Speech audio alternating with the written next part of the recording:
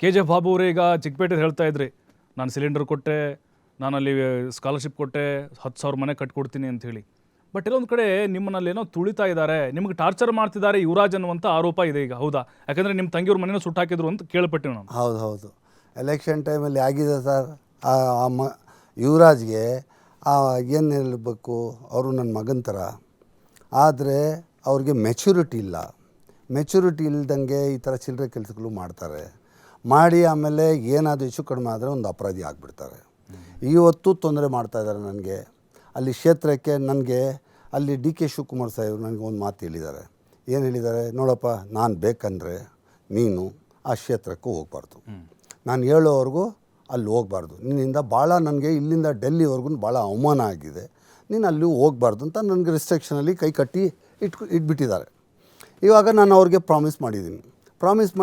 ಅಲ್ಲಿ ನಮ್ಮ ಕುಟುಂಬದವರು 300 ಮನೆ ಇದೆ ಚಿಕ್ಕಪೇಟೆಯಲ್ಲಿ. ನಮ್ಮದೇ ಅಂತ ಓಟು ಒಂದು 3,000 ಓಟು ಇದೆ ಅಲ್ಲಿ ಏನಾಗುತ್ತೆ, ಇವಾಗ ಅಲ್ಲಿ ಹೋದರೆ ಅದು ಡೆತ್ ಆದ್ರೂ ಹೋಗ್ತಾಯಿಲ್ಲ. ಆಮೇಲೆ ಯಾವುದಾದ್ರು ಮದುವೆ ಇದ್ರೂ ನಾನು ಹೋಗ್ತಾಯಿಲ್ಲ. ಯಾಕಂದರೆ ಡಿ ಕೆ ಶಿವಕುಮಾರ್ ಸಾಹೇಬ್ರಿಗೆ ಮಾತು ಕೊಟ್ಬಿಟ್ಟಿದ್ದೀನಿ, ನನ್ನಿಂದ ಅವ್ರಿಗೆ ಅವಮಾನ ಆಗಬಾರ್ದು ಅಂತ ನಾನು ಹೋಗ್ತಾಯಿಲ್ಲ. ಇದು ಪ್ರತಿ ಸಲ ಅವ್ರು ಏನು ಮಾಡ್ತಾಯಿದ್ದಾರೆ, ನನಗೆ ಯುವರಾಜು ಅಲ್ಲಿಂದ ನನಗೆ ಭಾಳ ತೊಂದರೆ ಕೊಡ್ತಾಯಿದ್ದಾರೆ. 7 ಮನೆ ನಾನು ಕೊಟ್ಟಿಲ್ಲ ಅಂತೇಳ್ಬಿಟ್ಟು ಅದಕ್ಕೆ 700 ಜನಗೆ ನನ್ನ ಮನೆ ಹತ್ರ ಕರೆಸಿ ಧರಣೆ ಕುಂದಿಸಿ ನನಗೆ ಕೆ ಜೆ ಬಾಬು 420ಗೆ ಧಿಕ್ಕಾರ. ಕೆ ಜೆ ಬಾಬು 420 ಯಾರ್ದಪ್ಪ ತಿಂದಿದ್ದೀನಿ ನಾನು? ನನ್ನ ದುಡ್ಡು ತಗೊಂಡೋಗಿ ಬಡವ್ರಿಗೆ ಹಂಚಿದ್ದೀನಿ. ನನ್ನ ಮನೆ ದುಡ್ಡು, ನನ್ನ ಮಕ್ಕಳು ಹಕ್ಕನ್ನ ತಗೊಂಡೋಗಿ ಅವ್ರಿಗೆ ಕೊಟ್ಟಿದ್ದೀನಿ. ನಾನು ಯಾರಿಗೆ ಮೋಸ ಮಾಡಿದ್ದೀನಿ?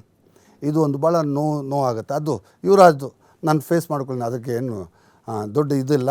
ಯುವರಾಜ್ ಏನು ದೊಡ್ಡ ಲೀಡ್ರಲ್ಲ, ಯುವರಾಜ್ ಏನು ಇದಿಲ್ಲ. ಅವ್ರಿಗೆ ಸಮಯ ಬರಲಿ, ಸಮಯ ಬಂದಾಗ ಅವ್ರಿಗೆ ಏನು ನಾನು ಕೆ ಜೆ ಬಾಬು ಏನಂತ ತೋರಿಸ್ಕೊಡ್ತೀನಿ. Yes sir.